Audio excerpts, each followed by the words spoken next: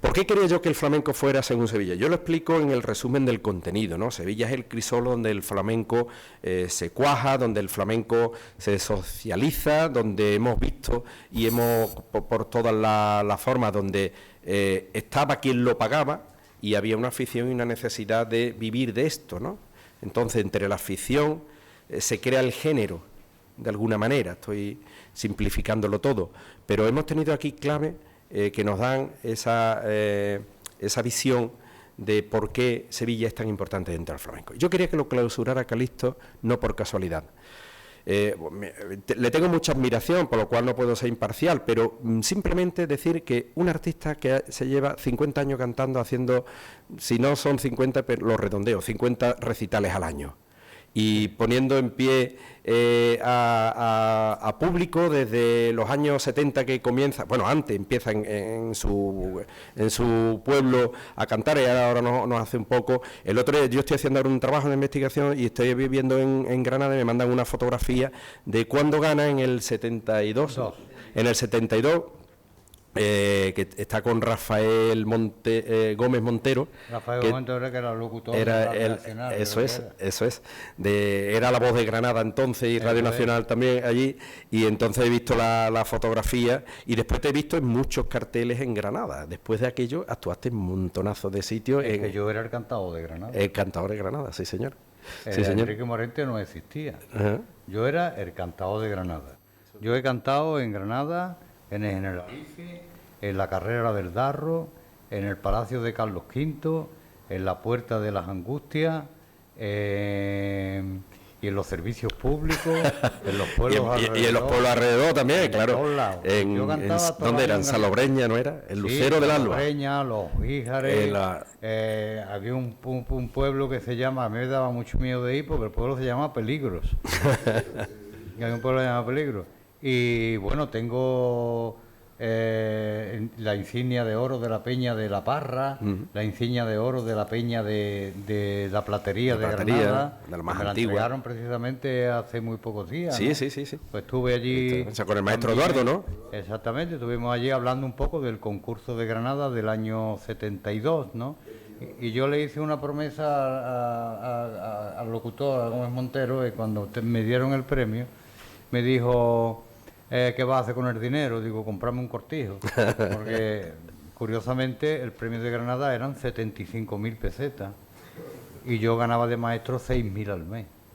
O sea, el premio de Granada era más dinero que yo ganaba en el magisterio durante todo el año, ¿no? Entonces me digo, me voy a comprar un cortijo, digo, y te voy a hacer una promesa. Dice, ¿cuál? Digo, que voy a estar aquí para el 2022. Pero se han celebrado los actos del centenario del 22, y como es natural, la clase política que está ahora mismo en Granada, como yo soy alérgico a muchas cosas de la política, pues conmigo no han contado para nada. Eso sí, el mundo del flamenco sí, o sea, la Peña de la Platería sí. Además hizo mucho hincapié en que fueran, que hablara del concurso. Ya ha tenido mucha repercusión en la prensa, Calixto. Ahora, y entonces era enorme el impacto. Yo he seguido las hemerotecas de la prensa de la época, el periódico Patria, el Ideal, me acuerdo cuál más, y en aquel momento tuvo un impacto bestial, y aquí en ABC de Sevilla también lo recogía, y Calixto era entonces muy desconocido, ¿no? Era un joven... Vamos a ver, yo empecé a cantar en Mairena en el año 65, sencillamente por una apuesta. Yo sabía dos cantes, bueno, yo no sabía ninguno. Yo escuchaba en mi taberna, la taberna de mi padre, cantaba la gente de Mairena, que cantaban, pues, cuando llegaba el tiempo de la saeta, un mes y medio antes, todo el mundo cantando saeta. Después cantaban, en Mairena se cantaba por soleá de Alcalá, soleá de Triana, algunas soleá de los puertos, se cantaba por toná, se cantaba de ritmo nada, porque en Mairena no había guitarrista y la gente lo que daba eran porrazos en el mostrador. Es decir, ¡pum!, nada más un porrazo y seguían cantando, y ¡pum!, otro porrazo, pero aquello no significaba absolutamente nada. Y entonces pues escuchaba cantar la taberna, pero como una música de fondo. Siempre había alguien cantando, siempre. En la taberna entonces siempre había alguien cantando. Y yo escuchaba el cante, bueno, pues en Mairena era muy frecuente escuchar cantar. Era un pueblo muy cantador a lo largo de toda la historia. Y entonces vino el Festival de Mairena, ya por el año 65, y entonces los amigos me dijeron, ¿tú no eres capaz de cantar en el Festival de Mairena? Digo, pues yo sí soy capaz de cantar. ¿Y qué va a cantar? Digo, yo qué sé, a ver. Y entonces salieron las bases del concurso. Y entonces yo escogí la que me parecía que era la más sencilla, pues no tenía ni idea. Y era el cante de Levante y malagueña. De cante de Levante no tenía ni idea, de malagueña tampoco. Entonces cogimos un disco de Pastora Pavón, que cantaba una cartagenera, de Noche y Día una pena impertinente, que es un cante de Chacón, y una malagueña vermellizo, que la cantaba Antonio Mairena, Armolino, vente conmigo Armolino y serás mi molinera. Que el padre de esa que está ahí me decía, le vas a ganar más dinero a Armolino que a Rubito el del motor. Uno de Mairena. Y entonces, pues yo no tenía ni idea. Me las aprendí, hasta las rayas del disco, todo. Y cuando llegué a la prueba, había un guitarrista, me parece que era Pedrito Sevilla, me parece. Y me dice, ¿en qué tono canta? Y digo, y tú no has cantado nunca con guitarra, digo yo no. Digo, veremos a ver. Y entonces dice, bueno, ¿qué va a cantar? Y yo ya me vengo arriba y digo, Cartagenera. Y dice, hombre, mira, Cartagenera, me gusta ese canto. Te la voy a poner al uno, ¿no? Digo, bueno. Y me la puso al uno y la canté. Dice, muy bien, niño. Digo, pero eso me coge bajo. Digo, ahí estuve yo casi hablando, eso. Bueno, te la voy a poner al dos. Me la puso al dos. Digo, pero eso me coge a mí también muy bajo. Y dice el guitarrista, no, yo sé que me va a dejar sin guitarra. Porque claro, al cantar en fa sostenido, cuanto más va abajo, va bajando el tono, menos espacio le queda al guitarrista. Claro. Me parece que la canté al 4 o al 5. Y la malagueña del mellizo, tal como me la sabía del disco, la alargué. Y entonces, pues, mucha gente de Mairena y eso, incluido Antonio Mairena, se quedaron asustados, pero tú dónde aprendió esos cantes, porque esos cantes no se hacían en Mairena. Y yo digo, de un disco. Y me dieron el primer premio de Cante Levante, 3.000 pesetas de la época, año 65, que eran unos billetes así, que te podías hacer una chaqueta con el billete. Pero ahí descubrí yo un mundo que no conocía para nada. Un mundo totalmente distinto, que no se parecía en nada al que yo conocía. Que era un mundo en donde tú eras el protagonista absoluto. Y donde había un público, da igual la cantidad de público que haya. 500, 400, 800, 1000 personas, da igual. Tú te sientes protagonista. Y a ti ese público, que además es el que te paga, te aplaude y te dice cosas y te dice piropos y demás, ¿no? Y encima te paga. O sea que más agradecido es imposible. Entonces para mí era un mundo totalmente desconocido. Y como gané en Mairena, pues empezaron a mandarme ya correspondencia de algunos concursos que había entonces, que había muy pocos. Los concursos principales estaban en la provincia de Córdoba. No existían más concursos. Y entonces empecé a ir a concursos. Y eso fue lo que me hace prepararme. Porque claro, hay una cosa, tú eres el protagonista. Y todo el mundo está pendiente de lo que tú haces. Y le pasa lo mismo a los guitarristas. Todo el mundo está pendiente de lo que hace el guitarrista. Y si el guitarrista falla las notas musicales, ¿no? Y dice la gente, anda que el guitarrista, anda que valiente mierda de guitarra. Además que lo dicen así. Y si tú a mediado del cante te pierdes y no sabes a dónde estás, o pegas unos cuantos de gallinazos o lo que sea, no vas bien preparado, pues niño, ¿qué coño haces ahí, hombre? Que ya tienes muchos pelos no sé dónde, bájate de ahí, que no... y ya acaba. Entonces, en un escenario se toca el cielo y el infierno en un segundo. Eso es así. Entonces yo el miedo que tenía era hacer el ridículo. Ese era mi miedo. Y entonces, ¿qué hacía? Pues trabajar en mi casa a hierro. Y como yo tenía una formación que no era la habitual del mundo del flamenco... ¿Era maestro entonces? yo estaba ya estudiando magisterio. Entonces yo tenía una formación que no tenía nada que ver con el mundo del flamenco. Y yo preguntaba a los cantaores que qué era lo que hacían, ¿no? Y los cantaores o no sabían lo que decían, o te decían, te daban una hojana muy gorda, o te decían un embuste muy gordo, y entonces yo me daba cuenta que aquello no era verdad, nada de lo que te decían era verdad. Entonces, ¿qué hacía? Pues que aplicaba mi conocimiento, o sea, de lo que es el mundo universitario, al mundo del flamenco. Y yo sabía que si yo estaba estudiando, por ejemplo, latín y griego de letra de sexto de bachiller, que si me presentaba un examen de griego, ¿no? Y no me sabía los temas, no venía el Espíritu Santo, ni venía Ulises, ni ninguno de esa gente a decirte lo que tenías que poner, sino que allí se quedaba. Y entonces, pues, suspendías el examen. Pues esa misma, si te lo preparabas bien, ya tú tenías la posibilidad no solamente de aprobar, sino de sacar una buena nota. Entonces, esa misma técnica la aplicaba al mundo del cante. Con otra cosa, que no trataba de imitar a nadie, sino que empecé a darme cuenta de que cada cantador era un mundo distinto a otro. Entonces, yo hacía una cosa que muchas veces, yo lo explico algunas veces y la gente dice, este estaba loco. Vamos a ver, yo cojo la primera malagueña que yo canto, la malagueña del Mellizo, Enrique el Mellizo, versión Antonio Mairena. Porque claro, el mejor cantador del mundo entonces, Antonio Mairena. La mejor cantadora del mundo, Pastora Pavón, ¿no? Chacón no lo conocía. ¿Por qué? Porque para dar con un disco de pizarra de don Antonio Chacón, eso era una cosa imposible.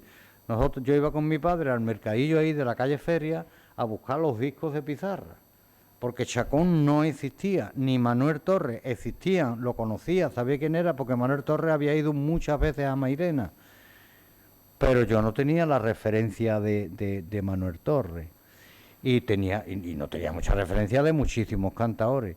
Y entonces iba al mercadillo de la calle Feria y había unos montones de discos y allí empezaba a buscar, y hasta que un día di con un disco de Chacón, que curiosamente le faltaba un trozo del disco, que por eso estaba allí, ¿sabes? Entonces el que estaba allí vendiendo aquello dice, bueno, pues llévate, mira, este disco dice Chacón. Yo digo, hostia, Chacón. Bueno, pues me llevo el disco, este disco me lo llevo, pero me tiene usted que hace una rebaja. Dice, no, te voy a regalar 2 más. Y me regaló, curiosamente, un disco del Carbonerillo, me regaló un disco del Carbonerillo y otro disco de una mujer que no me acuerdo ahora mismo el nombre, que cantaba por tiento. Y me dio los 2 discos. Yo tenía una gramola, llegué a mi casa, los limpié, los preparé, y empecé a escucharlo y empecé a escuchar al Carbonero. Cuando escuché al Carbonero, ¡joder! ¡Qué barbaridad! Y cuando escuché a Chacón, ¡oh! Esto es, esa melodía de cante, esa forma de colocar la voz, esa forma, ¡joder! Para mí fue un descubrimiento increíble. Pero yo, ¿qué hacía, por ejemplo, con la malagueña del Mellizo? La malagueña del Mellizo, la malagueña de Chacón y las cartageneras de Chacón, está clarísimo. Ponemos a Chacón y se acabó el turrón, ¿no? Tenemos el original. Pero del Mellizo, ¿qué tenemos? Nada.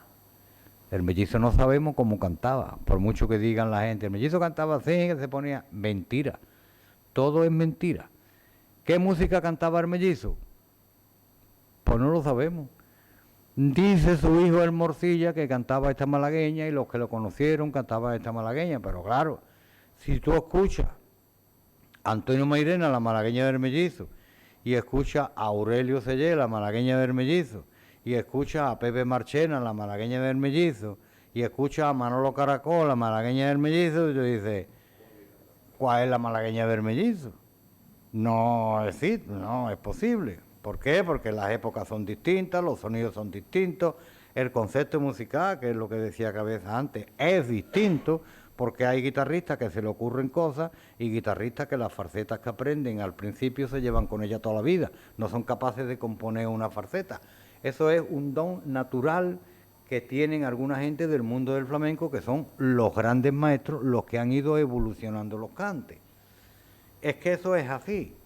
Fíjense ustedes, bueno, pues yo cogía la malagueña del Mellizo y ponía la de Aurelio, la de Antonio Mairena, Pepe Marchena, Manolo Caracol, ¿no? Y ponía 5 o 6 malagueñas una detrás de otra. Me ponía a escuchar. Escuchaba una, escuchaba otra, claro. De Mairena a Pepe Marchena, el mundo es totalmente distinto. Y de Aurelio, que era, podríamos decir, el más fiel, porque era gaditano y esa cosa, pero Aurelio con el jibibibi, el jibibaba y esa cosa, yo decía, así no podía cantar Enrique el Mellizo de ninguna manera, pero bueno. ¿Qué hacía? Pues que yo cogía un eje de ordenada y entonces lo que hacía era que sacaba un patrón original que se repetía en unos y en otros independientemente de la voz. A mí la voz no me interesaba, lo que me interesaba era la música. Entonces yo hacía pa, al final sacaba una partitura. Y para no tener influencia de las coplas que cantaban ellos, pues yo cogía una copla nueva, ¿sabes? Y entonces en esa copla componía esa partitura. Y ya sacaba esa malagueña del Mellizo. Eso, Calixto, ahora después lo analizamos, eso ha sido un rasgo distintivo tuyo, que te hizo llevar a poetas, a literatura del mundo culto, al flamenco, digamos, entre comillas, aplicándole esas melodías que tú estás diciendo. Pero eso ya fue después, ¿no? ¿O fue desde el principio? Fue después. Yo desde un principio me planteé no parecerme a nadie. Bien. Yo decía, imitar no sirve para nada, por una razón muy sencilla. Eso me di cuenta en el momento que tú pisas los escenarios. Si salía algún cantado y empezaba, carcelero, carcelero, abre puerta y cerró, y decía uno, viva Manolo Caracol. Y yo decía, ¿cómo Manolo Caracol? Si el que está cantando es fulano. ¿Comprendí? ¿Qué quiere decir? Que la gente se acordaban del original, de ti no se acordaba. Si salía uno, llamarme por María, llamarme por Soledad, y decían, viva Pepe Marchena. De Pepe Marchena murió hace 10 o 12 años. ¿Qué pasa? Porque la gente se acordaba de Pepe Marchena. Eso no vale para nada, ¿no? Entonces tú tienes que ser tú, ¿no? Como dice, que feo el niño, dice, es muy feo, pero es mío. Pues esto es lo mismo. Entonces, yo no quería parecerme a nadie, entonces lo que cogía era la estructura de los cantes. Y a esa estructura de los cantes le ponía una copla que a mí me dijera algo. Si no me decía algo a mí la copla, no servía. Y eso le pasa a muchos cantadores. Vamos a ver. Muchos cantadores, por ejemplo, hacen... voy a cantar por Soleá, ¿no? Vale. Y empiezan cantando por Soleá.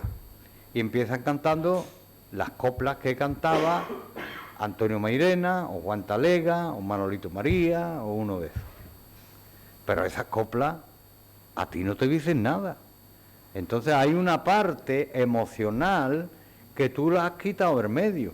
¿Por qué? Porque lo que estás cantando es una melodía que a ti no te dice nada. Y además, tú te crees que cuando cantas las coplas de Antonio Mairena, como la memoria que la tenemos en la cabeza, tú realmente lo que estás haciendo es escuchando en tu interior a Antonio Mairena. Y te parece que el sonido que tú transmites es el de Antonio Mairena. Pero no es así. El sonido es el tuyo, no el de Mairena. Y como la copla que tú estás cantando a ti no te dice nada, pues tú no le pones el alma. Entonces, un análisis de las coplas que se cantan en el mundo del flamenco es fundamental. Porque en el flamenco se da la gran curiosidad y la gran paradoja que es las coplas, muchas de ellas son historias cantadas que han sucedido realmente. Entonces, tenemos, por ejemplo, baluarte invencible isla de León donde se estrelló el coloso Napoleón. Napoleón Bonaparte con sus escoltas no pisaron la playa de la Victoria. ¿Qué es lo que están diciendo? Porque estamos en 1812, 1813 con la invasión napoleónica, ¿no? Fíjense ustedes el tiempo que ha pasado, pero esas coplas se siguen cantando, ¿no? Había una copla que cantaba Manolito María y a mí me llamaba mucho la atención, porque a mí esas cosas siempre me han llamado mucho la atención. Manolito María cantaba: por dinero no los hagas, llévame a las herrerías y échame un hierro a la cara. Y yo le decía a Manolito, Manolito, ¿y esa letra qué quiere decir? Y yo no sé, yo la he escuchado a mi tío, en fin, en una larga cambiada de Aquí te quiero ver, y media Verónica. Ni idea. La leche. Por dinero no los hagas, llévame a las herrerías y échame un hierro a la cara. ¿Tú qué quieres decir? Y estaba un día en la Universidad de Sevilla y estaba con, ¿cómo se llama? Isidoro Moreno, creo que es antropólogo. Y entonces, hablando con él y eso, digo, yo tengo una copla que no doy con ella de ninguna manera, no sé lo que quiere decir. Y la canta Manolito María y la he escuchado por ahí cantar, pero no sé lo que quiere decir, ¿cuál es la copla? Digo, por dinero no los hagas, llévame a las herrerías y échame un hierro a la cara. Dice, pues está clarísimo. Digo, ¿que está clarísimo? Pues lo clarísimo de tú, pero yo no doy con ella. Claro. Dice, eso es porque en Sevilla, en el siglo XIV, venían los negros que traían de África y los vendían en la Catedral de Sevilla y los ponían a la venta en la calle que se llama hoy Mateo Alemán, en las gradas de la catedral, que era como un escenario. Allí ponían los negros a la venta y llegaban la gente y los compraban, ¿sabe?, por un precio estipulado. Y cuando los compraban, como no había papeles, los marcaban con un hierro candente como si fuera una vaca o un caballo, en el hombro o en la cara, una S y una I, sine iure, sin derecho. Sine iure, sin derecho, el símbolo de los negros de Sevilla, iban marcados, y en Sevilla había en esa época un 10% de la población negra, no se había descubierto América, o sea, los primeros esclavistas de Europa fuimos los españoles y los portugueses, que trajimos negros de ahí, África, de Guinea y de esa zona, para cubrir la necesidad de trabajo que había en Sevilla y en el puerto. Por eso, cuando luego se habla de la generación de la gente, mira, yo soy gitano porque mi padre era gitano, porque mi abuelo era gitano, porque no sé cuánto, y a mí me suena a eso, a música de la historia, porque muchas de las cosas que a mí me contaban en el flamenco, yo no me las creía, porque sabía que eran mentiras, embuste. ¿Por qué? Porque la gente se basa en la tradición oral. Y la tradición oral es muy graciosa, muy bonita, muy decorativa, lo que tú quieras, pero no tiene ni un rigor científico. ¿Dónde te tienes que ir? A la historia. La historia te dice realmente lo que pasó. La historia no te habla de flamenco, te habla de lo que pasó, de los movimientos políticos, de las epidemias, de las guerras, de todas esas cosas te habla la historia. Y ahí es donde hay que buscar todas estas cosas. Donde te encuentras con los negros de Sevilla, te encuentran con los moriscos, ya en el siglo, ya cuando tiene lugar la guerra de las Alpujarras, en 1500 y pico, con la época de Felipe II, te encuentras con la expulsión definitiva de los moriscos del Reino de Granada, que los distribuyen por Andalucía y por Extremadura, y ahora tú vas a Extremadura y dices, aquí hay más gitanos que en todos lados. Y dices, coño, ¿y esto cómo es? Y vas a Valladolid y dices, aquí también hay muchísimos gitanos. ¿Y esto cómo es? Y vas a Zamora y a Salamanca y hay muchísimos gitanos. ¿Y esto cómo es? Tantos gitanos entraron en España de gitanos. Mentira, entraron poquísimos y eran grupos pequeños. Lo que pasa es que, como dicen las pragmáticas de los reyes, adoptaron la forma del gitanismo para vivir. Porque como estaban perseguidos por su religión y porque tenían dinero, le dieron el oro y el moro. El que tiene moro, tiene oro. Le quitaban las tierras, las alhajas, todas esas cosas, hasta que en 1611 los expulsan definitivamente. Pero esa gente forman grupos que están errantes por la península, adoptan la forma del gitanismo. Pero en el fondo son moriscos. Moriscos. La teoría de Y Blas Infante, de Manuel Barrio varias líneas de investigación. Claro, ahí, sí. pero es que es muy lógico. Si tú te pones a leer la historia y te pones a leer las pragmáticas de Felipe II, de Carlos V, de todos los Austrias y de luego de los Borbones, es que te repiten una y otra vez que no son gitanos, que son bandas de gente de malvivir, que andan no sé cuánto, errabundo por los campos, les ordenamos que tomen asiento en pueblos conocidos y oficio en pueblos conocidos, no sé cuánto, que eso lo dicen hasta la saciedad, pero eso no lo echa cuenta a nadie.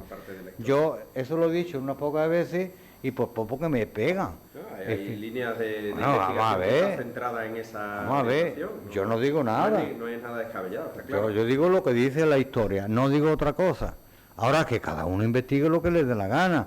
Y ahora viene a Mairena, que tú lo conocerías y muchos de nosotros lo hemos conocido, el negro del puerto, que cantaba un romance, Gerineldo, que decía la palabra Gerineldo maravillosamente, en una cosa muy bien pronunciada. Y decía, el negro del puerto, y el negro del puerto, ¿qué es? El negro del puerto es gitano. Yo decía, no, es negro. Es negro. Y Rafael es negro.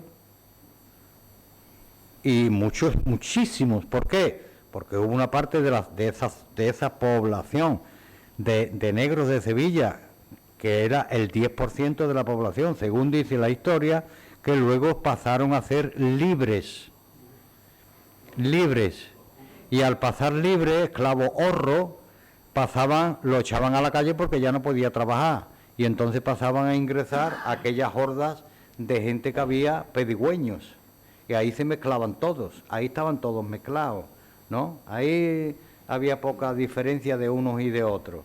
Entonces, curiosamente, Silverio Franconetti, que es el primer cantaor de la historia, Silverio Franconetti y Aguilar, primer cantaor de la historia con un repertorio que lo descubre Juan de la Plata, que escribe un libro de los teatros de Jerez del siglo XIX, ¿por qué desaparecen los teatros de Jerez?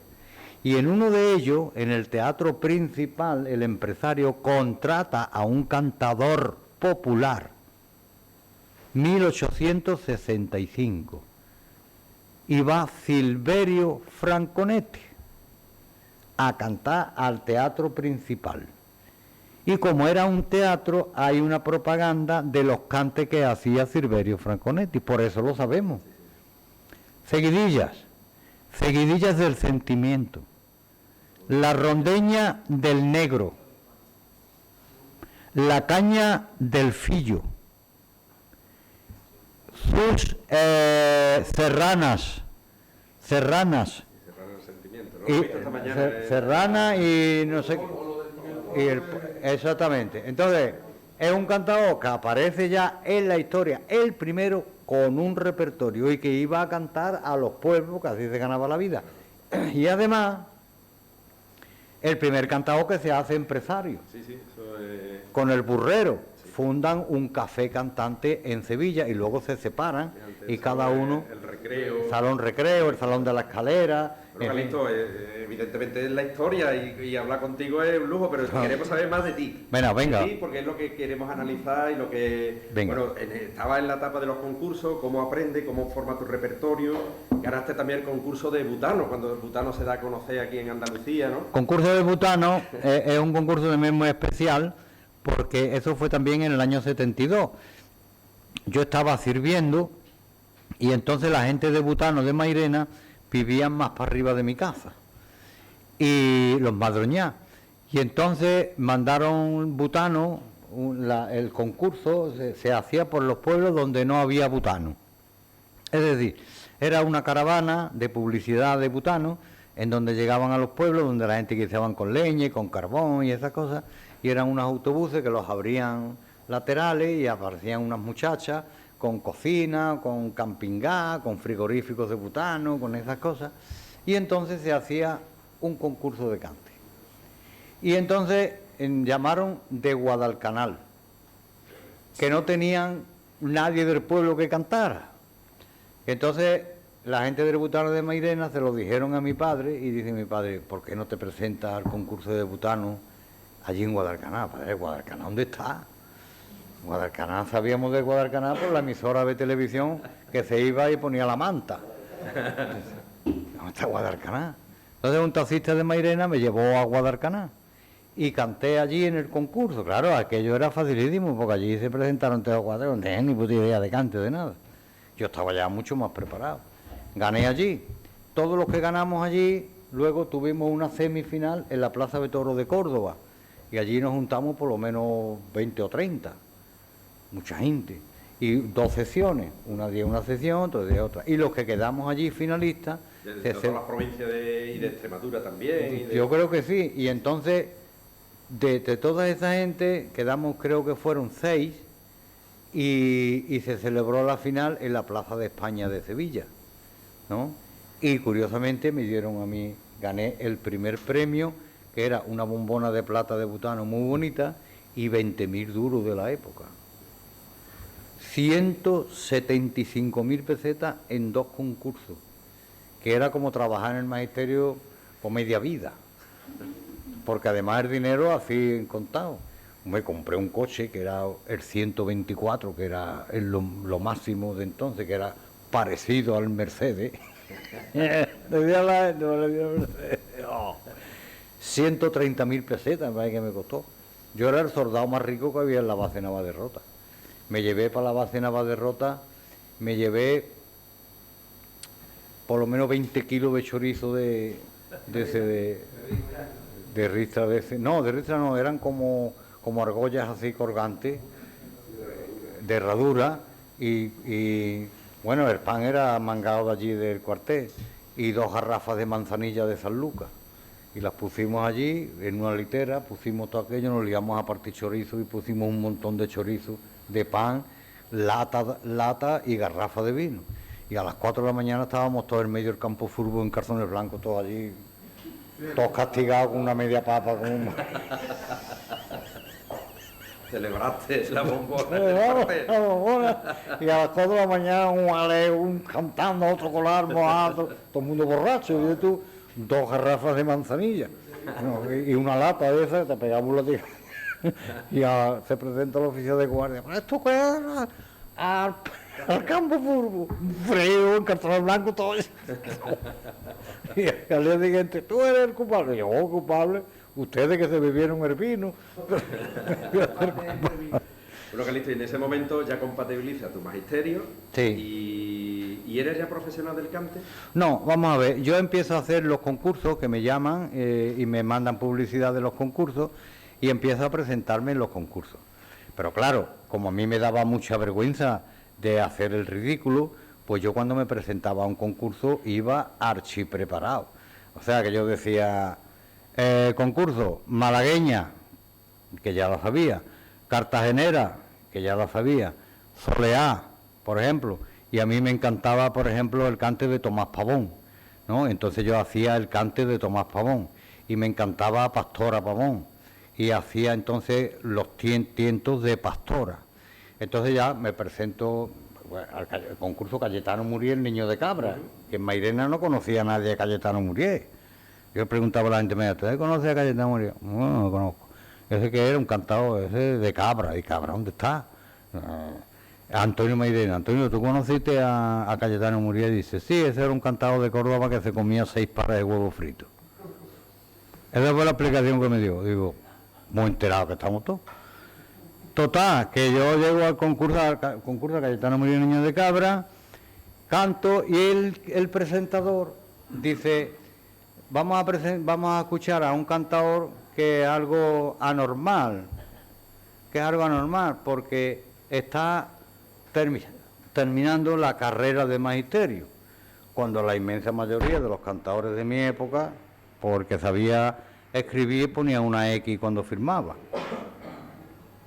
La mayoría no tenían ni idea. Y yo estaba estudiando para terminar magisterio. Entonces canté. Pero resulta que para tú obtener el premio máximo, tenías que hacer fandango de Lucena. Fandango de Lucena. Y entonces había un maestro allí, Pepe Arias, ¿no? Que como dijo que estaba estudiando magisterio, en el momento que yo terminé, pues vino a saludarme. Oye, ¿estás estudiando magisterio? Sí, ya termino este año, estoy haciendo tercero, termino, no sé cuánto, no sé qué. Has cantado muy bien, niño, hay que ver. Pues tú eres el primer maestro que yo conozco que cante y que esto, que lo otro. Yo digo, sí, pero tengo un problema. Pepe dice, ¿qué problema tiene? Digo, que tengo que cantar Fandango de Lucena, y yo Fandango de Lucena no tengo ni idea. No, en Mairena esto no hay quien lo cante, ni conozca a nadie el Fandango de Lucena, ni nada. Y dije, ese es el problema que tiene. Espérate ahí, no te vayas ahí. Yo fui a su casa y me trajo una cinta entera de Cayetano Muriel, el niño de Cabra, y tenía las soleares de la cerneta, tenía la caña de Chacón, tenía los fandangos de Lucena. Y entonces yo aprendí hasta dar el dejo de aquello, la fandango de Lucena. Hay una laguna clara. Y oh, qué bien lo has cantado. Es que yo te parece hasta que de Córdoba, ¿es donde lo has aprendido? En la cinta. Y también, entonces, allí también, yo tuve la suerte que concurso que iba, como lo llevaba muy bien preparado. Aquí el concurso siempre te exigía un cante, ¿no? Pues aquí la petenera, pues aquí la serrana, pues aquí los fandangos de Lucena. Pues entonces iba al concurso y yo me iba preparando y eso, pero siempre iba cogiendo las fuentes de cante antiguas. Es decir, a mí para la versión de la caña no me servía el gallina. ¿Por qué? Porque ya leía mucho, estaba muy metido en el flamenco, investigaba mucho, buscaba, hablaba con mucha gente, y entonces había un hombre que era de Extremadura, Manuel Yerga Lancharro, extremeño, y ese tenía la mayor discografía de discos de pizarra de toda España, y además se había preocupado, pues había sido alcalde de Fuente de Canto y se había puesto en contacto con los distintos ayuntamientos y le habían mandado partidas de nacimiento, partidas de defunción, tenía una documentación, hombre, y era un hombre que sabía mucho de cante. Y yo ya componía, o sea, yo ya cantaba una malagueña que era mía, ¿sabes? Y fui a cantar a Fuente de Canto. Y entonces en Fuente de Canto, hablando con él, me dice Manolo Yerga, la caña del gallina no es la caña de cante. No, dice no. La caña del gallina es una caña para baile, porque esa la aprendió el gallina de Perico del Lunar, que era guitarrista, no era cantado.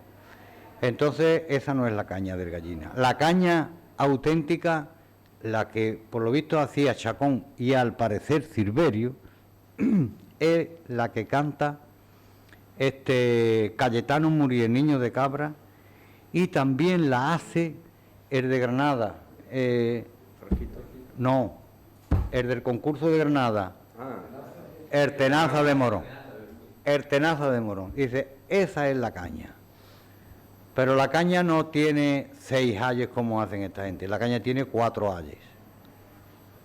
Efectivamente. Bueno, pues empiezan a ponerte en situación de enterarte de las cosas. Claro, tú coges a Cayetano Muriel, lo pones a gallina y efectivamente te das cuenta que hay una anormalidad. A una anormalidad me refiero yo cantaora, no de compás. Porque en la caña lleva 6 tiempos, ¿no? 6 tiempos. Al final se queda reducido a 3 compases. 6, 6, 12, 6, 6, 12, 6, 6, 12. Bailable totalmente. La antigua tiene 4 ayes, pero que 4 ayes que quedan reducidos a 2. Es decir, el gallina, y hace la guitarra, pran, repite, pran, ram, pam, pam, ram, pam, pam, ram, pam, pam, ¿no?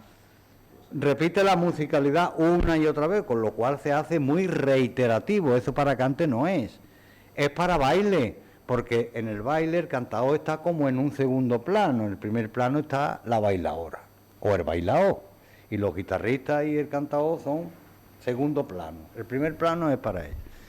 ¿Qué hace el otro?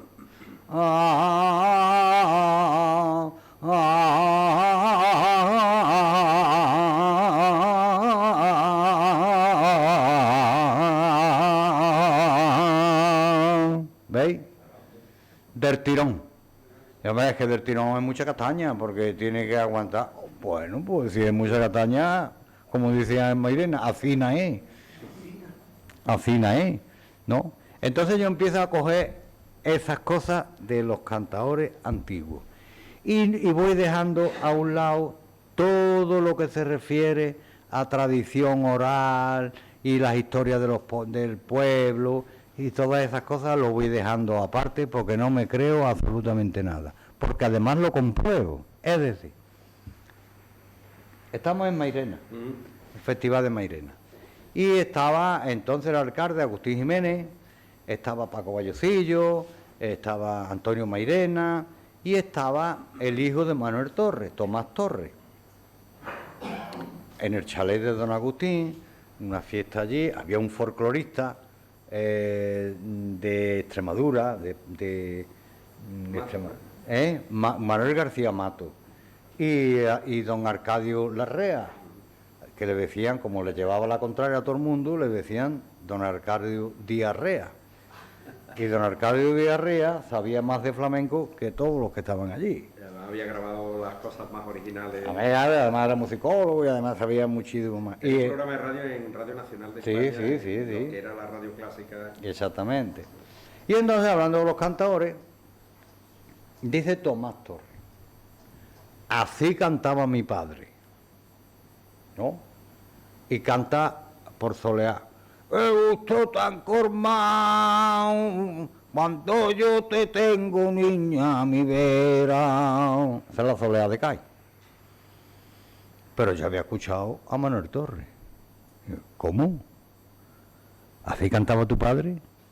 No, a todo esto muy callado porque estaba uno allí desprestado. Ni pío. Pero claro, ahora tú pones a Manuel Torres y Manuel Torres canta por solear, feo para allá, con un pedazo de voz y una vocalización perfecta y unas condiciones de cantador. Y cuando yo escuché a Manuel Torres dije, oh, ¿cómo se puede cantar con este pedazo de voz y con esta vocalización?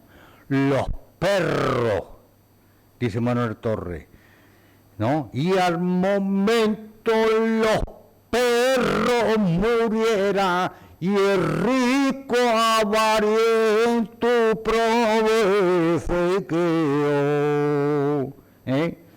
Y hace Manuel Torres, digo, esto es cantar. Esto es cantar. Es que no se escucha nada de cuánto, es que desafina. Es que hay que tener en cuenta que está grabando en un disco de pizarra. Y tiene la voz metida en una trompeta. Es una trompeta, sí, que el que quiera verlo está en el Centro Andaluz de Flamenco, vamos, que están allí. Y cuando se alargaban a mi guitarra cante, todavía está fijado en esas cosas, porque los guitarristas se dan cuenta de eso. Muchas veces los guitarristas tanto canto y hace trompón, se acabó. ¿Por qué? Porque se acababa el disco. Y decía el técnico, corta, y hacía pum, pum, se acabó. Y otras veces le decía, dale un poquito, y hacía un rellenito un poquito más largo, pero era por tenía 3 minutos y poco y tenía que cuadrar ahí. Cuestiones de espacio. Entonces yo me fijaba en todas esas cosas. Y como además yo no podía ser cantador, yo no cumplía ningún parámetro de cante. Yo no tenía tradición familiar de cantadores. Mi papá tenía una taberna y era carpintero. En mi casa no había quien cantase. Yo no era gitano, por lo menos que yo sepa. ¿No? No tenía pinta tampoco. Pinta no tenía ninguna. No era analfabeto. Y además no había pasado hambre en la guerra. Porque la mayoría de los cantadores habían pasado muchísimas hambre en la posguerra, en los años 40, pues imagínense ustedes, eso es el que no le cogió la guerra, ¿no? Yo no cumplía ni un requisito para ser cantador. Y entonces, yo no tenía duende, yo no tenía compás. Es decir, yo todos los cantes eran aprendidos, yo decía, no, aprendido no. Porque cuando fui, la primera vez que fui yo con Manolo Yerga, yo tenía muy mala leche también. Pues yo empecé a cantar y hice una serie de cantes. Entonces venía conmigo mi hermano José. Y le digo yo, ahora vamos a ver si este sabe de cante o no. Y entonces hice 2 malagueñas. Una de Chacón, yo hacía mucho las malagueñas de Chacón, y la otra era mía.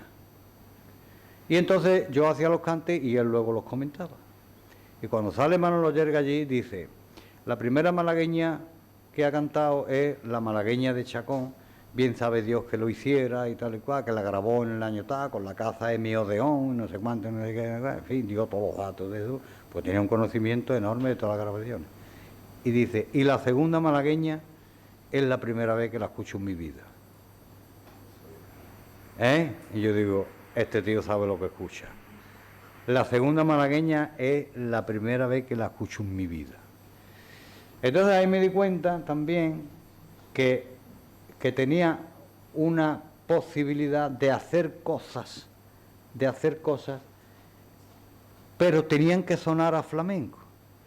Y ese es el dilema de la guitarra, que ellos lo han dicho aquí, la gente que toca la guitarra y no sabe lo que están haciendo, no suena absolutamente nada. ¿Por qué no suena? Por una razón muy sencilla, porque el cante y la guitarra está basado en la escala andaluza, primera cosa fundamental, que tiene 4 notas, la, sol, fa, mi. Escala andaluza en mi descendente, la, sol, fa, mi, ¿no? Que no tiene nada que ver con la escala occidental. Do, re, mi, fa, sol, la, si, do, ¿no? No tiene nada que ver. La, sol, fa, mi. Por eso es tan difícil componer en flamenco. Por eso la gente se hace famoso cantando rumba, cantando zarza, cantando bolero, cantando no sé qué, pero cantando flamenco es muy complicado. Porque hay que tener en cuenta que tú no te puedes salir de la escala andaluza. Eso es una cosa. Y luego está el compás de amalgama. 12 estilos, o sea, 12 tiempos, unos a 3, otros a 2 o a 6x8, como queramos llamarle, pero al final eso es así. Y tú dices, y dicen los clásicos, eso no es así. ¿Cómo que no es así? No, porque ustedes marcáis malamente. ¿Cómo que marcáis malamente? Los que marcáis malamente son ustedes. Es una discusión acá Eduardo Rebollar grabando un disco, los 3 primeros violinistas del Maestranza, un teclado, otro con el bajo, y nosotros marcando el compás por bulería, por soleá, y aquella gente, eso está malamente, unas discusiones. Vamos a ver, eso no está malamente. No, es que si es un 3x4, no, yo no sé si es un 3x4 o un 22x5. Lo que pasa es que nosotros, cuando marcamos, decimos 1, 2, 3, 4, 5, 6, 7, 8, 9, 10, 1, 2, 1, 2, 3. Eso marcamos. Y los clásicos hacen al revés. Si es un 3x4, hace 1, 2, 3, 4, 5, 6. No hay manera de ponerse de acuerdo. Imposible. Claro. Después viene gente que explican que esto, que lo otro. Mira, los flamencos hemos marcado de toda la vida de Dios así. Y a lo mejor llevan razón, yo no digo que no. Pero que nosotros marcamos así y así lo hacemos. Si tú tienes la escala andaluza, tienes el compás de amalgama, es muy complicado componer. Cada vez más complicado. Por eso es más fácil, por ejemplo, componer en temas de malagueña. ¿Por qué? Porque los cantes libres tienen estrofas por regla general de 5 versos octosílabos. 5 versos octosílabos. Entonces a ti ahí te da un poquito de más, porque no tienes compás, se acompaña al libitum. Tienes escala andaluza, pero eso te sirve de apoyo a la hora de componer, ¿no? Entonces yo cojo la letra de un fandango y un día en mi casa, cuando tú estabas hablando de eso, me estaba diciendo, es que a mí, me voy en el coche, vas conduciendo y te va desde toda la realidad. Yo llevaba siempre una libreta y un bolígrafo, un café, pero casi nunca tenía pila. iba con el coche, me echaba al lado de la carretera, cogía la libreta, anotaba, hacía un croquis, ponía 4 historias, la guardaba, para adelante. Y cuando llegaba a mi casa, me liaba, hasta que lo ponía en pie, y entonces cogía la grabadora, la grababa, y luego cogía mi guitarrita, y la metía un poquito en tono, y la ensayaba. Y cuando la tenía ya medio hecho, cogía el camino, me iban a Pedro Bacán, Pedro, esto, pom, pom, pom, pom, y la montábamos, ¿no? Tú que andas por el mundo, si la encuentras, si la ves, tú que andas por el mundo, es una letra de un fandango, pero yo eso, no sé por qué, me acuerdo de esa letra, pero no me acuerdo de la música.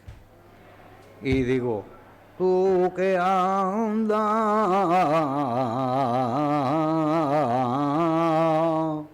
por el mundo, ¿veis? Si te la encuentras por ahí, tú que andas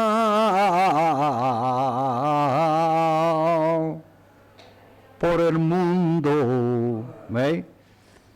Entonces, eso lo canto y yo voy en el coche. Y ahora digo, para que no se me olvide, ¿qué hago? Otra vez la libreta, me paro, la escribo, les hago eso, y cuando llego a mi casa, porque venía para acá de Huerta, empiezo a repetirlo, una vez, otra vez, otra vez, otra vez, llego a mi casa, mi mujer, ¿a qué hora viene? No sé cuánto, hay que ver que no me echas cuenta. Y yo no me echaba cuenta, no, en la grabadora, y la grabo. Y ya cuando la grabo me quedo tranquilo. Y así empiezo a componer. Y compongo 3 malagueñas, compongo una cegrilla, compongo 8, 10 o 12 temas por bulería, compongo temas por tango, hago los poetas. ¿Por qué empiezo yo a cantar los poetas? Por una razón también muy sencilla, que yo no me lo propongo ni nada. Es decir, un amigo me dice un día, ¿tú has leído los poetas de la generación del 27? Digo, yo sí, pero eso lo leíamos cuando estudiábamos y eso, y siempre estudiábamos lo mismo, García Lorca, Los Peregrinitos, La Nana. Me pasó una cosa con la hija de Eduardo, una muy chica, la que bailó ayer, que cantaban en el colegio. Digo yo, pues yo soy una nana muy bonita. Dice, sí, digo, sí. Este niño chiquito no tiene cuna, su padre con los cuernos les hace una.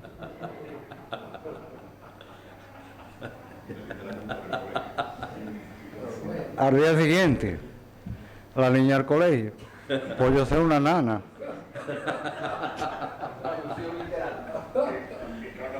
Y la cantó. No la cantó, le dio vergüenza. Y le digo un día a Manolito Franco, Manolo Franco, Manuel, y el perro, yo quería que se muriera el perro, en mi casa todo el mundo con el perro, y el único que tiene que sacar perro soy yo por las tardes, por ahí, todo, como un tonto con el perro. Digo, cualquier día te van a ver con el perro cogido así, andando acariciando, y dice, este es el maricón de la calle de aquí que va con el perro. Y el perro cualquier día va a coger el perro, que se muera, que para acá, que para allá. En el coche. Y le digo, Manolito, coge el perro, por favor, y dale unos paseitos al animalito que haga pipí y popó. Coge la bolsita y ponte unos guantes, recoge la mierda y en el mismo instante, con mucho cuidado, no la dejes allí, que viene a buscarte la Guardia Civil. Que viene a buscarte la Guardia Civil. Eso, bueno, pues eso se me ha ocurrido y ya está, ¿no? Entonces, en el coche se me ocurren muchas cosas, y en mi casa, cuando empecé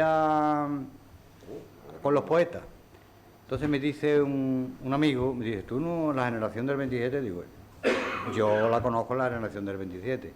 Dice, pues hay un poema de Fernando Villalón que habla de los 7 niños de Écija. ¿Sabes? De los 7 niños de Écija.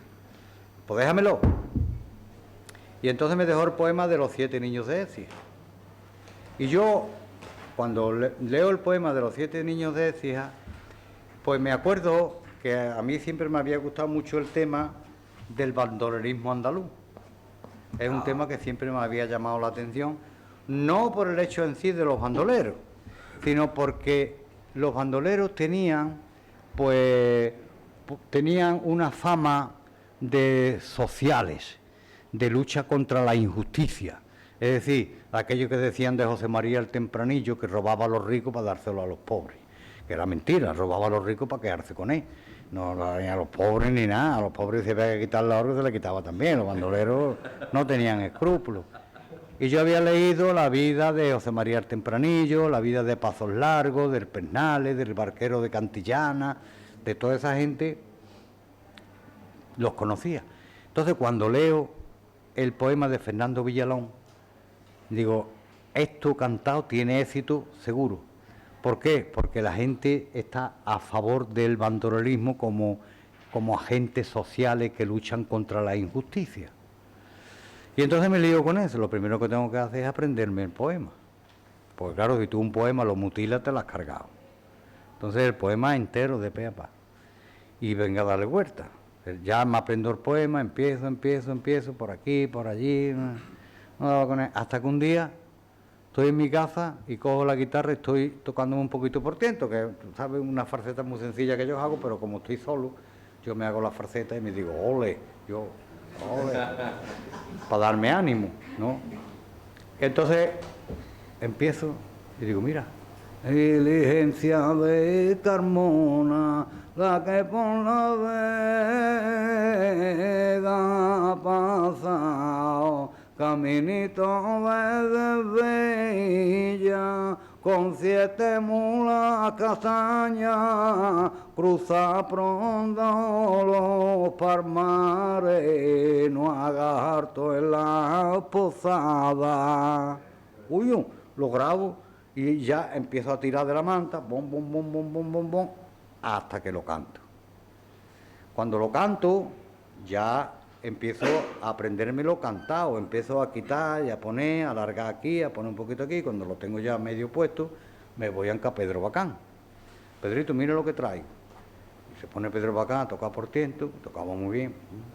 Y dice, digo, ¿te gusta? Y dice, lo veo muy largo. Digo, pero no lo puedo cortar, esto tiene que ser tal como está. Y como además el poema al final tiene una terminación que es popular, eso que dice la gente, echa vino montañés, ¿no? Pues eso es el poema ese, echa vino montañés, que lo paga Luis de Vargas, ¿no? Y eso estaba en el pueblo, y cuando yo te vine aquí, entonces cuando lo canté, como ya lo tuve preparado, lo primero que hacía era, cuando me contrataban en una peña flamenca, ¿no? Que la peña flamenca siempre íbamos un poquito cortito con sifón, pues cantaba lo que iba montando nuevo para ver la reacción en el público, ¿comprende? Y cuando lo canté la primera vez, la gente, ¡oh, qué bonito, que no sé cuánto, que no sé qué! Total. Y eso lo metí ya en el repertorio y empecé a cantarlo. Luego lo siguiente que hice fue La Lola se va a los puertos. La Lola se va a los puertos. La alegría de Cádiz, de los hermanos Machado. La Lola se va a los puertos, la isla se queda sola, y esa Lola, ¿quién será que así se ausenta dejando la isla de San Fernando tan sola cuando se va? Eso, cuando yo leí ese poema, dije, esto es una alegría maravillosa. Esto es una alegría maravillosa. Pero también... Eso lo tuviste que complementar, ¿no? Con otras cosas, ¿no? Claro, porque ahí le metí un poema de Manuel Machado que dice, hasta que el pueblo las canta, las coplas no son, y cuando las canta el pueblo ya nadie sabe su autor. Esta es la gloria, Guillén, de los que hacen cantares, oír decir a la gente que no lo ha escrito nadie. Procura tú que tu copla vayan al pueblo a parar, aunque dejen de ser tuya para ser de los demás. Eso dice el poema de Manuel Machado, y eso lo metía yo también por alegría. Pero antes le hacía una introducción a guitarra pará. Todo el mundo empezaba con el tirititrán, a mí eso no me interesa. Yo hago una introducción a guitarra pará. ¿Qué me baso yo para hacer eso? Pues hay una noticia en televisión que hay un barco americano unos buscadores de tesoros marinos que descubren un tesoro de un galeón español. Y entonces el galeón, el tesoro, lo sacan del fondo del mar y se lo llevan a América. España protesta, hay un sentencioso y al final los jueces le dan la razón a España y se traen el oro, las monedas de oro que había allí, se lo traen a Cartagena. Está depositado en Cartagena. Pues ahí, tú sabes, el lío eso. Que se hundió en Artamá. Era un viejo galeón que se hundió en Artamá y al cabo de mucho tiempo lo pudieron rescatar.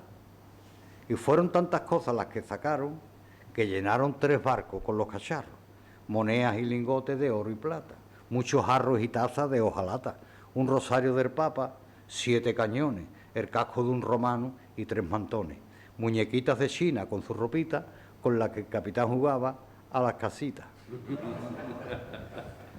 Entonces, eso, cuando echaron los vatos me decía, cuando vaya a Cádiz no vaya a cantar por alegría. ¿Por qué? Y porque allí en Cádiz nos gustan más las alegrías allí de Cádiz, esa alegría que tú cantas nos gustan, que para acá y para allá. Bueno, y vamos a un festival Vejez de la Frontera, el último. A mí me tocaba, o el cabrero o a mí éramos los últimos normalmente. Si estaba el cabrero nos peleábamos, porque el cabrero era el último, o si no era el último yo. Y el cabrero no acababa en la vida, cantaba 300 fandangos, se levantaba, bebía, hablaba con la gente, era un espectáculo en sí. Y vamos a Vejez de la Frontera y cantamos la alegría. Yo quería, claro, porque el cante por alegría, que también se ha dicho aquí, es un cante que no es cante hondo, es cante andaluz, o sea, cante flamenco. ¿Por qué? Porque no tiene la escala andaluza.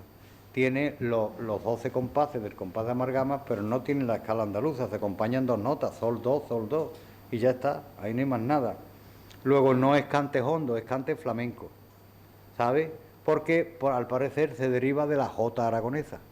Por eso los guitarristas, traca, treque, trico, traca, treque, trico, teque, tico, taca, teque, teque, ton, taca, teque, tico, teque, teque, ton. Eso es una jota. Eso es una jota, ¿no? De hecho, en Cádiz muchas veces le llaman la jotilla, producto de la invasión francesa, cuando vinieron de ahí para acá. Bueno, pues cantamos eso. Bueno, no te quiero decir la gente.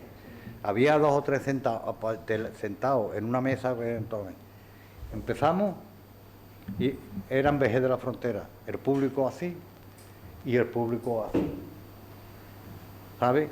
Así y así, una L. Y ahora tú no sabes cómo ponerte. Te pones para allá, protestan los de aquel lado, que yo para acá, te pones total. Digo, aquí, mirando para allá, ya no miro a nadie, nomás así, arcorne, como dicen los ingleses. Y empezamos a cantar. Y la gente un murmullo. Y hace Manolo Franco así, pero empezamos por malagueña. Y hace Manolo Franco así, empieza a tocar y la gente no se callaba. Y le digo a Manolo, quieto. Y hace Manolo así, se queda parado. Me pongo así a mirar a la gente con cara de mala leche y hace la gente. Se callaron. Y empieza Manuel a tocar por malagueña y hace un pedazo de trémolo de arriba abajo y de abajo arriba. Mira, le pegaron la gente una ovación y ahí enganchamos al público. Hice la malagueña del Bellizo, mi versión. Hice la malagueña arriba. Después cantamos la Manolita, hay que ver cómo se ha puesto la Manolita y eso, la gente y cantamos la Alegría de Cádiz, la Lola se va al puerto, que es un pedazo de tema, ya el tema en sí es maravilloso. Ahora eso hay que cuadrarlo y eso hay que meter muchos nombres, porque una de las cosas que tuvo que hacer con el poema, si habéis leído ese poema, él nombra una serie de cantaores que no conocemos prácticamente, y de Manuel Torres dice Maolillo Torres. Entonces hay cosas que no. Entonces yo lo que hice fue quitar esos nombres de cantaores y puse cantaores más actuales. Ay, que la Cerneta y la Coquinera, Antonio Chacón, Erfillo y Juan Breva, Silverio el Planeta, ¿comprendéis? Entonces puse otros nombres de otros cantaores, eso fue lo único que modifiqué. Bueno, eso fue un escándalo. Había 2 hombres allí sentados en una mesa y cogieron una copa de vino y se la echaron por la cabeza. ahí, así. Y entonces yo empecé a componer muchas cosas de esas. Y veía que aquello tenía éxito, ¿no? Hombre, aquello tenía un éxito y además era totalmente distinto a lo que cantaban los demás. Yo no tenía problemas de repertorio para nada. Yo iba a un festival y a mí me decían, ¿tú qué vas a cantar? Yo decía, pues yo de los 14 o 15 cantes que tengo preparados, cualquiera puedo cantar. Me da igual, yo cantaba por tientos tradicionales, cantaba por tientos los bandoleros, cantaba por tientos agarradito a los barrotes de la cárcel de Saucedo, también un tema de Fernando Villalón, y luego cantaba por tango una serie de cantes, que algunos lo había cogido de Medina el Viejo, ¿no te parece a ti? Luego cantaba por alegría, esa, y otros temas de alegría de Rafael Alberti, ¿no? Barco carbonero, negro el marinero, negra por el mar la vela, negra en el cielo la vela, qué negro es su navegar. La sirena no lo quiere y el pez de espada lo hiere, negra su vida en el mar. Eso es de Alberti. Y eso lo cantaba yo. Claro, la gente que estaba me dijo, coño, eso que está cantando es de Alberti. Sí, en ese sentido hiciste una cosa que era también inédita, que era meter en una sevillana los versos alejandrinos de... Ojo, eso me costó la vida. Eso me costó la vida. ¿Eso cómo lo hiciste? Eso lo hice, anda que te... La culpa tiene aquella que está allí. Eso empiezo yo con Machado. Yo empiezo a hacer un trabajo sobre los hermanos Machado, basado en la guerra civil. Entonces, en aquellos momentos se hablaba mucho de la guerra civil. Y yo conocía por mi pueblo y por los pueblos de alrededor y las historias que contaban la gente, que había muchas familias que unas estaban en un bando, o sea, la mitad de la familia o dos hijos estaban en un bando y otros dos hijos estaban en otro. O sea, eran de la misma familia, pero estaban en bandos encontrados. Y que luego, cuando terminó la guerra, unos se quedaron aquí, fueron los que mandaron, y otros se tuvieron que ir al extranjero, y en fin, ese lío del desastre de la guerra civil, que la guerra civil yo digo que no la ganó nadie, la perdimos todo, todo. Entonces yo tenía la obsesión, y entonces digo, joder, los hermanos Machado. Antonio Machado se fue a Collioure, a Francia, y Manuel Machado se quedó en España. Esto lo tengo a huevo, ¿no?, para hacer un trabajo sobre los dos hermanos. Pero claro, cuando me pongo, yo conocía ya muchas cosas de Manuel Machado, pero cuando me pongo a leer ya todos los poemas de Machado, de Antonio Machado, me doy cuenta que lo que hace en muchos de sus poemas, si tú seleccionas una serie de poemas, lo que hace es que cuenta su vida. Entonces ya desecho la otra idea primigenia de la comparación de una vida y de otro y me centro en Antonio Machado. Entonces, lo primero, mi infancia son recuerdos de un patio de Sevilla y un huerto claro donde madura el limonero, ¿no? Digo, joder, esto es una preciosidad. Y empiezo a seleccionar los temas, ¿no? Ya me arrancaste, Señor, lo que yo más quería, ¿no? Empiezo, Soria pura, Soria dura, cabeza de Extremadura, ¿no? Al olmo seco hendido por el rayo y en su mitad podrido. Y empiezo a seleccionar los poemas. Primero habla de su infancia, después habla de Leonor, cuando se casa y se muere Leonor. Habla de Soria, que fue donde estuvo de profesor en Soria. Habla de la carrera o sea, lo que es el Duero con el olmo viejo hendido por el rayo. Habla de Soria, Soria pura, Soria dura, cabeza de Extremadura. El reloj de la audiencia da la una. O sea, te está describiendo toda una vida. Después, los proverbios y cantares. Después, el amor con Guiomar, ¿no? Entonces, todo eso ya lo tengo. Y ahora digo, ¿y esto cómo lo canto yo? Y empiezo a darle vuelta. Y más vuelta. Hasta que ya lo tengo encarrochado y digo, pues esto lo voy a cantar por sevillana. Versos alejandrinos, meterlo por sevillana, que son octosílabos por regla general. Pues imagínate tú. Y que se entere la gente. Claro. Porque si no se entera la gente, no hay nada que hacer. Entonces, mi infancia son recuerdos de un patio de Sevilla y un huerto claro donde madura el limonero. De un patio de Sevilla, mi juventud, 20 años en tierra de Castilla, y mi historia, algunos hechos que recordar no quiero, ¿no? Y canto la sevillana, la voy cantando y la voy cuadrando. Sí, pero eso no es fácil, ¿eh? Eso es la locura. O sea, que tuviste que ligarlo... Eso es la locura. Alargarlo... Espérate, y había una parte que me decía Manolo Franco había grabado 2000 discos de sevillana. Y cuando nos poníamos ayer, decía aquello, lo del aliño no entra de ninguna manera. Ya conocéis mi torpe aliño indumentario. Lo del aliño no entra de ninguna manera. Y yo le decía, pues vamos a quitarle algunas papas o vamos a quitarle... Y vamos, esto es verdad, por la Quinta Avenida de Nueva York. Fíjate tú la cuenta que yo iba echando de la Quinta Avenida. Entre otras cosas, porque nada de lo que había allí yo podía comprar. Porque allí nada más entrar te costaba el dinero. Entonces iba a comprar cualquier cosa que yo valía una fortuna. Los zapatos esos Manolo, esos que valen un dineral. Esto es nada más es para rico, esto no. Y un negro con un de esos en la puerta, así con una musculatura, como meterse con el negro. Total, iban esta gente, Manolo Franco, Jolly, eso, por la Quinta Avenida, y yo iba detrás. Yo iba detrás en mi mundo, ¿no? Haciéndome compás en la pierna. Y venga, hasta que ya en un momento llamo a la Jolly y le digo, Jolly, Manuel, esto ya está cuadrado. Y dice, ya está cuadrado al hotel. La Jolly empieza a tocar las palmas y Manolo toca con la guitarra. Y allí lo cuadramos. En la Quinta Avenida de Nueva York, en el hotel que estábamos nosotros hospedados. Y allí ya hice la sevillana. Cuando la grabé, que la grabé en un estudio de Alcalá, el dueño del estudio, que estaba en Canal Sur, de director de la orquesta, dice, yo no sé si van a tener éxito o no, pero estas son las sevillanas más difíciles que se han grabado en la historia de las sevillanas. Digo, a mí no me importa que tengan éxito, yo lo que quiero es hacer este trabajo.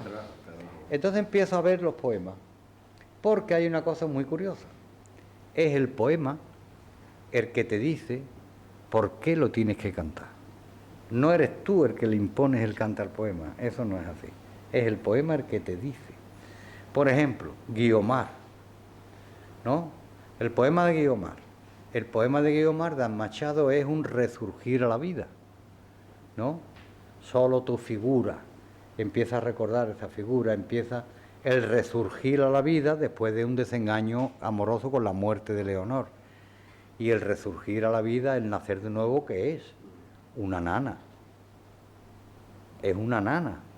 Y entonces eso lo hago por una nana que yo tenía, una música que yo también había hecho a mis hijos, y entonces cojo esa música y canto el poema Guiomar, lo canto por nana, ¿no?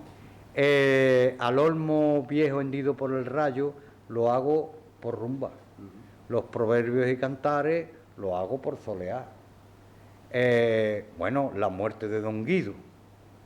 La muerte de Don Guido, que es un poema larguísimo, pero que en la idea que yo tengo de cómo son los cantes, encaja perfectamente en la chufla, en la bulería. Por fin, ¿cómo era? Por fin una mañana murió Don Guido, ¿no? Un señor muy altanero, muy galán y algo torero, de viejo gran rezador. Dice que tuvo un serrallo este señor de Sevilla, que era maestro, era diestro en manejar el caballo, y un maestro en trasegar manzanilla. Cuando mermó su fortuna, pensó que pensar debía en aumentar su riqueza, y aumentóla de una manera muy española, que fue casarse con una señora de gran fortuna y aumentar su riqueza. A escándalos y amoríos poner presa, sordina a sus desvaríos. ¿no? Claro, pero el poema es larguísimo. Entonces hago la mitad recitado y la otra mitad cantado. Hoy nos dice la campana que han de llevarte mañana, y al buen don Guido muy serio, camino del cementerio. Ay, buen don Guido, y ya eres sido, y para siempre jamás alguien dirá que dejaste. Yo pregunto que llevaste y al mundo donde hoy está. Zamora, los Salamares, ¿no?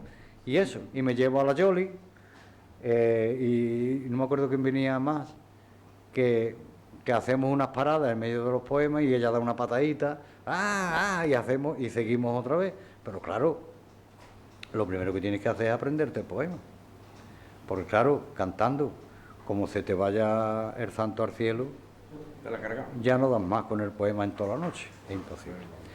Así empiezo a componer, compongo muchas cosas, compongo una cabá, compongo seguirilla de Becker.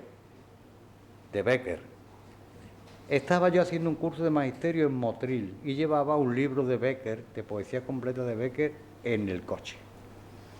Y antes del curso, yo había almorzado en una venta y estaba allí mirando al mar, mirando al mar, y cojo el libro de Becker y empiezo a leer los poemas de Becker. Allí muy solo, muy tranquilo, no había nadie, y leo. Le cerraron los ojos que tenía abiertos, taparon su cara con un blanco lienzo, y unos sollozando y otros en silencio, de la triste alcoba, todos se salieron. Digo yo, ¡joder! ¡Qué pedazo de seguirilla!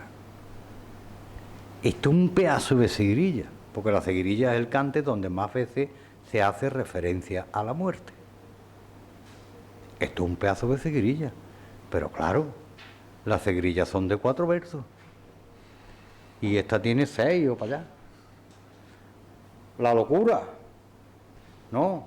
La luz que en un vaso ardía en el suelo, al fondo arrojaba la imagen del muerto y ante aquel contraste de vida total. Y entonces al final viene un cambio total. Dice, clareaba el día, ¿no? Fíjense ustedes el cambio que da el poema. Clareaba el día, y a su albor primero, con sus 1000 ruidos, despertaba el pueblo. Y ante aquel contraste de vida y misterio, ¿no? Yo pensé un momento, Dios mío, que solo se quedan los muertos. Pero claro, en el mundo del flamenco eso no existía. No había nada parecido con ese número de versos y de estrofas. Y empiezo a darle vuelta. Cabal. Y compongo una cabal. Clareaba el día, pam, pam, pam, pam, pam, para, pa, pam. El cambio ahí Y a su albor primero, con mi ruido despertaba al pueblo, ¿no? Tú lo ponías, digamos, a la métrica, no a la métrica, sino a la melodía del cante, tú lo ponías tu pequeñita o respetabas bastante el cante y metías la letra ahí en la misma melodía que tenía la cama, o tú hacías algunas cositas, algunos giros tuyos. No, yo, eso no, tú si coges esa cabal y la comparas con la cabal de Silverio, que es la cabal que nosotros conocemos, verás que no tiene nada que ver. Es de Silverio, ábrase la tierra, no quiero vivir. Y otro, clareaba el día. No tiene nada que ver. Lo único que yo respetaba era la escala andaluza y el sonido de la guitarra en cabales. Por eso, cuando la gente lo escuchaba, ¿sabe? Decía, esto es cante clásico. No era clásico. Era el más moderno que se haya podido componer en los últimos tiempos de flamenco. Lo que pasa es que sonaba a clásico, porque llevaba los mismos elementos que los cantes clásicos. Entonces yo cuando componía, no me basaba en música occidental, me basaba Si era soleá, en la música de la soleá, por arriba o por medio.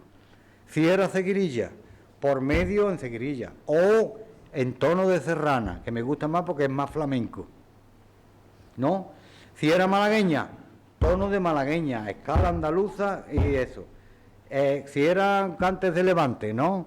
La mina de la Solana, por ejemplo, el toque de levante, fa sostenido y toque de levante, y la mina de la Solana. Entonces, yo hago esas cosas, pero me baso en la música tradicional flamenca. Por eso, todas esas innovaciones suenan a clásico y no lo son. Yo soy el más ortodoxo y al mismo tiempo el más heterodoxo. Bueno, uno de los rasgos distintivos de Calixto, de eso podríamos hablar. Su creatividad, lo que un rasgo distintivo, como estamos diciendo. Vino una vez Jan Ginson a un programa de radio que hicimos nosotros, lo hacía Gemma Nierga en la SER, y era la Feria del Libro. Y entonces se hizo allí donde la Feria del Libro, que era entonces la Plaza del Triunfo, y dice Jan Ginson, le dice Gemma Nierga, hombre, no sabía que íbamos a tener a Jan Ginson, si no hubiera traído a Serrat, porque había escrito un libro de Machado.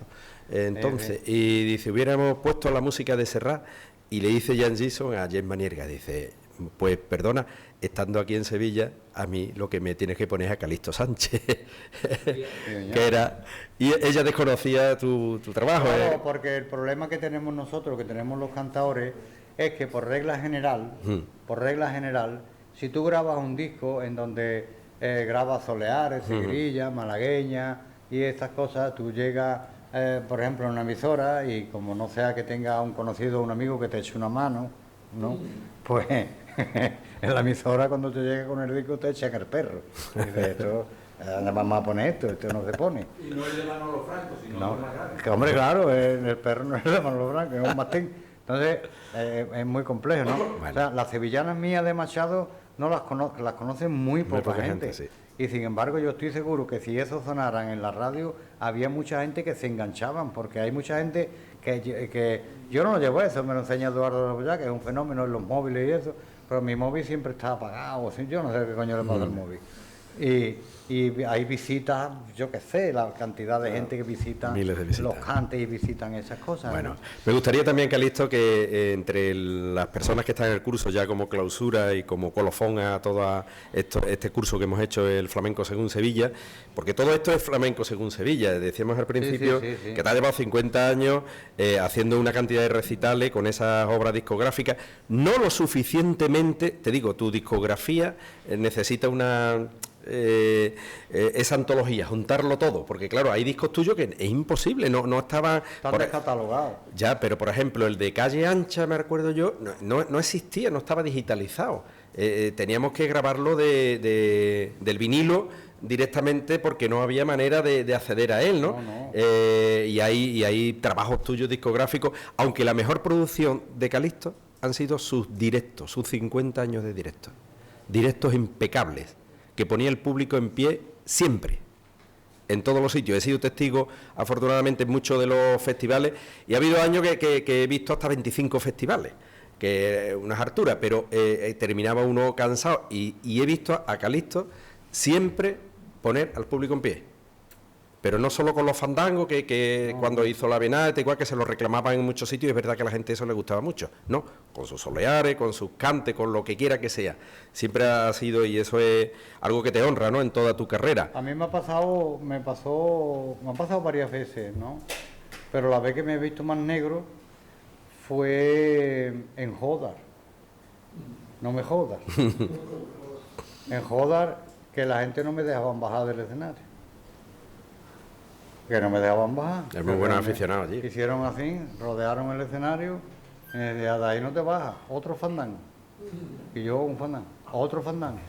O sea que digo, yo ya no sé más fandango, ni sé más nada, déjame ya que me baje. Después de hacer 5 o 6 cantes, me tuvieron allí hasta que acabé todo el repertorio de fandango. Yo sabía 10 o 12 estilos de fandango, ¿no? Le canté hasta lo del Pinto. Oh María, y a mí me han dicho los Reyes Magos, hermanita, Sor María. Y la gente, ¡oh! Y yo digo, ¿qué canto yo? Dios mío, mi alma, ya no te lo voy a cantar. y no me dejaban bajarme del escenario. Bueno. Y ya te digo, y en Vejer, eso, y otra vez en un pueblo más para allá de Pozo Blanco, estaba yo con Manolo Franco, y en un escenario muy bajito, ¿no? Y el público estaba muy cerca de nosotros, era un patio muy bonito, con muchas flores, muy regado, muy blanqueado, precioso. Estábamos los dos así, y había 2 personas mayores en primera fila, pero como desde aquí donde estás tú. Y entonces canté la milonga de Antonio Machado. Una tarde de verano estaba abierto el balcón y la puerta de mi casa, la muerte en mi casa entró. Mira, y cuando veo a los dos, estaba él con las lágrimas por la cara abajo, ella con las lágrimas por la cara abajo y otro que estaba detrás de abajo. Y Manolo Franco estaba asustado. Yo no, porque yo cerraba los ojos, yo cierro los ojos y no veo a la gente, porque si no te despistas, ¿no? Tú estás cantando y hay uno que está sentado y está diciendo... Entonces, anda que estoy cantando bien. Y no es eso, es que ese que está sentado allí, que está diciendo que no, como se le ha ido un poquito el santo al cielo, se está acordando que mañana, que es lunes o el lunes, tiene que pagar una letra y no tiene dinero. Y está diciendo, ¿cómo pago yo la letra? Y tú te crees que es contigo. Bueno, pues ese día estaban esos dos ir de detrás, pero con las lágrimas por la cara abajo. Y cuando terminamos de eso, el hombre se levanta como con un resorte, ¡pum!, se levanta y se viene para mí y me dice: eso no me lo canten más nunca. Y nos quedamos los dos diciendo: hostia, te vamos a pegar. Eso no me lo canten más nunca. No me dijo por qué. Hombre, sería que algo le habría ocurrido. Que Estaba emocionadísimo, claro. O sea, más directo el mensaje. Además que él se creía que tú le estabas cantando a él, claro. Claro, es que tú cantas esas cosas. Tú cantas esas cosas. Y en Cádiz, tú conoces la anécdota de Cádiz, de Pericón, ¿no? El del Faro. ¿Sabéis cómo es? Pescando en el malecón, Pericón estaba un día pescando en el malecón, cuando tiró del anzuelo, trajo enganchado un faro y explicaba con gracia el gaditano que era de los finicios que en Cádiz fundaron, y para mayor grandeza del sucedido, aquel farol finicio, señores, estaba encendido. Embuste increíble. Bueno.